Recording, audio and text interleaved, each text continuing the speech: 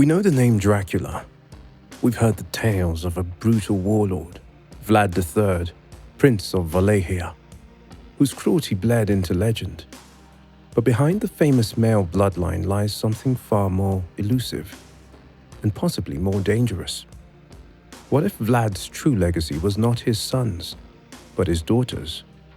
What if the real vampire line was female, hidden, powerful, and still walking among us? And what if this ancient blood still flows through the veins of royalty?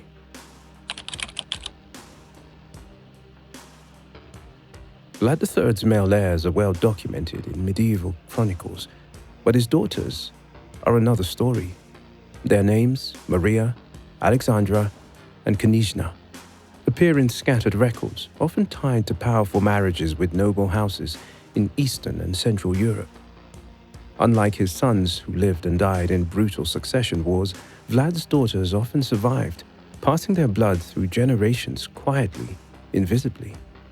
In an age when women were married off to secure alliances, these unions seeded the Draculest bloodline into dozens of aristocratic families.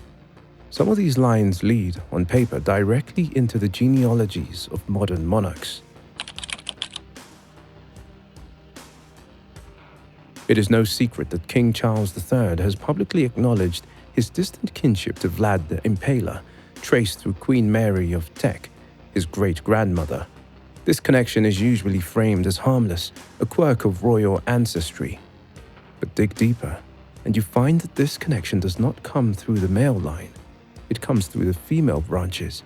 And in folklore, female vampires are the most dangerous, alluring, manipulative, able to hide in plain sight. From the noble courts of 16th century Austria to the halls of Windsor, the female line of the Draculest has moved like shadow through history. And if legends are to be believed, such blood is not merely symbolic. It carries something darker. Now, imagine for a moment the vampire myths are not just myths. If this female line carried any truth to those stories, supernatural or otherwise, what would that mean for society? Legends across Eastern Europe speak of Stigroicha, female vampires who were not mindless monsters but intelligent, calculating and politically cunning. They didn't just drink blood. They manipulated empires, seduced rulers, and ensured their survival through influence, not brute force. If such a line persisted today, in royal or political power, the implications would be chilling. Undetectable influence at the highest levels of government, intermarriage across ruling houses, ensuring their blood touches multiple nations, control through charisma, shaping history without ever appearing in the spotlight.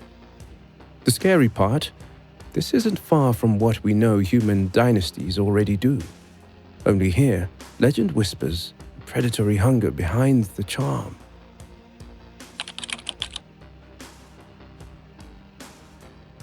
The British monarchy, like many European royal houses, guards its image carefully. Public mentions of Vlad III are played for novelty, not alarm. But centuries ago, royal chroniclers weren't shy about warning of dark traits in certain family lines. One 16th century Austrian record described a noblewoman linked by marriage to the Draculest, who fed at night upon her servants.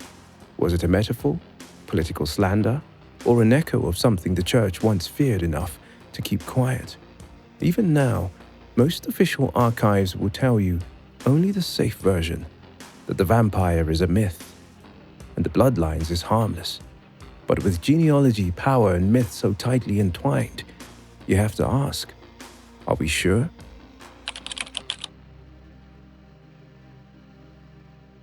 In literature and cinema, male vampires are predators, but female vampires, they are patient hunters.